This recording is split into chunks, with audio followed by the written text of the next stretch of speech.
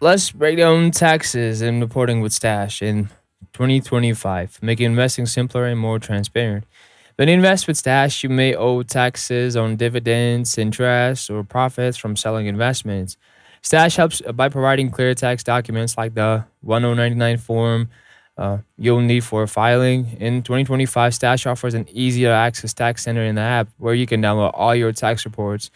These include summaries of dividends, capital gains, and other important information. Stash also sends tax documents early, so you have plenty of time to prepare for tax season. Remember, you're responsible for reporting investment income on your taxes, but Stash it makes it easier by keeping everything organized and accessible for you to access. Well, also, if you do use Stash for investing, checking your documents regularly is a smart move to stay on top of your finances.